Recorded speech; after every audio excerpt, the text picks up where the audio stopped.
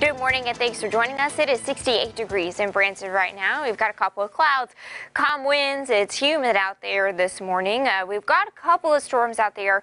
We've had 2 or 3 severe thunderstorm warnings so far around 2-3 o'clock this morning.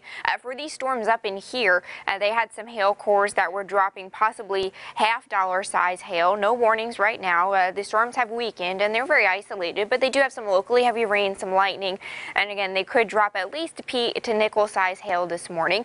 We've got these storms. They should clear here pretty soon.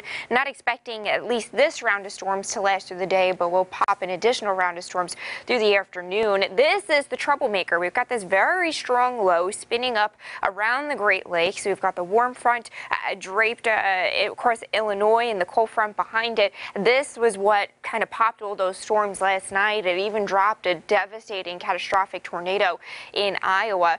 And what's going to happen as we head through the afternoon is these boundaries of these fronts are going to interact with this. This is some wind energy in the jet stream. This is going to kind of work its way this way, and it's going to interact with that, and this instability or this fuel for storms is really going to explode once we get the heat and the humidity of the day to keep kicking. So it will interact with that too, and that's going to bring us another risk for severe weather this afternoon. For us, it is a much less concerning severe risk than here. We've got a moderate risk for severe weather for parts of Kentucky and Tennessee. They will have some very active, dangerous weather as we head through the afternoon. But again, for us, we're kind of on the tail end of that. So we've got that slight risk for severe weather with some scattered showers and storms in the afternoon, and a handful of those could be strong to severe. We're mainly looking at the threat for those damaging winds and the large hail here in the Ozarks. Again, locally heavy rain and frequent lightning also threats here too.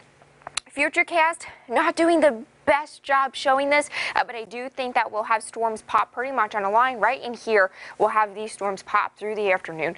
Notice the temperatures, middle and upper 90s, real easy go today.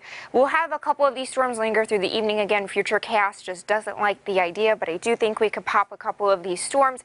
They could linger into part of the overnight, and then by tomorrow we'll have dry conditions, much less humid conditions, at temperatures in the upper 80s and lower 90s. We'll turn much quieter as we head towards next week because that whole storm moves to the east, and then we'll be on the back side of it, which is the dry, quiet side. We'll still get some heat to nose in from the south and west, but with the dry air in place, it's going to feel good. It's not going to feel terrible. It might be a little bit sticky, but compared to where we've been, it should feel all right. 98 today with those scattered showers and storms in the afternoon. It feels like about 105.